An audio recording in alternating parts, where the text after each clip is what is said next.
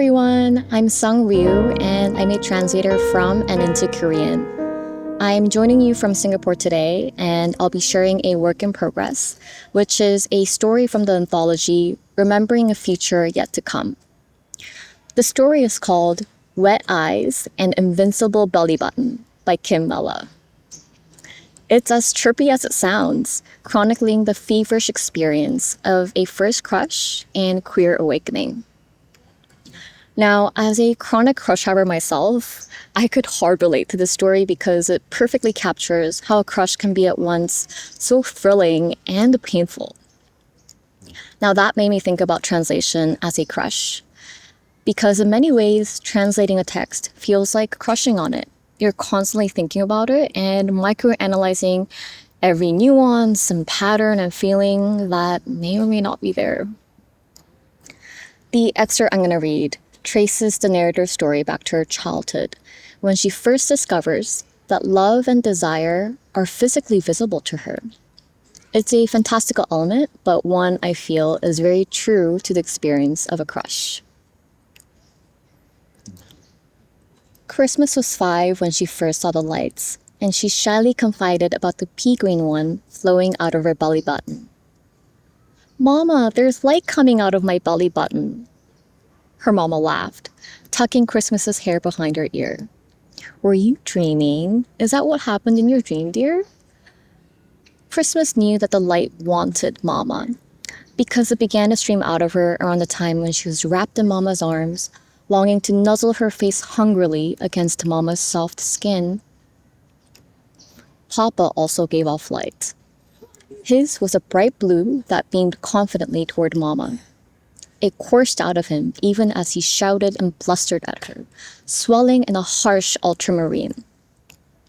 Comparing Papa's light with her own, Christmas realized that every light from a belly button had different tempers. Hers waved 2 tiny tendrils like a sprouting kidney bean, while Papa's sloshed and splattered like pool water. But not everyone's belly buttons glowed. Although Christmas and Papa both sent out rays toward Mama, she herself didn't shed any light. Christmas hadn't noticed then that grown-up men in particular shot out strong, bold beams. She'd only thought that it felt festive all year round, with the whole world shimmering like a Christmas tree.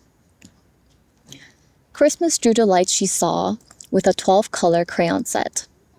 The corner store uncle shone the color of freshly rinsed strawberries, the older boy next door of murky ditch water, and the auntie next door squirted rapid jets of what looked like milky bird poop. The belly buttons of grown-ups fired incessant arrows over her head. She could almost hear the tautly drawn bowstrings twanging away. Her favorite lights were at the playground.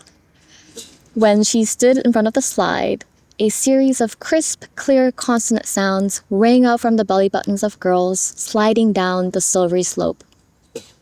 Chinga-chinga-ching! The younger kiddies often fell down, their belly buttons kissing the ground before they got back on their feet, dripping cold light drops that could be clear icicles. "Now what have you drawn here?" grown-ups would ask Christmas, who always had her nose buried in a sketchbook. She would enthusiastically describe the lights she saw, only for the grown-ups to take her no more seriously than a child claiming to have secret conversations with their teddy bear.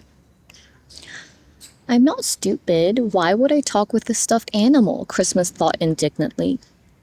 She drew only what she saw. As her sketches grew truer to life, they turned into bizarre, splotchy color monsters, yet Christmas went on training herself to capture the lights on paper, in the way a child practiced writing out tricky spellings with double consonants or complex consonants, one arm hiding her sketchbook to prevent any meddling from grown-ups, who didn't know the first thing about belly buttons. Thank you for listening, and thank you, St. Geordie USA, for having me.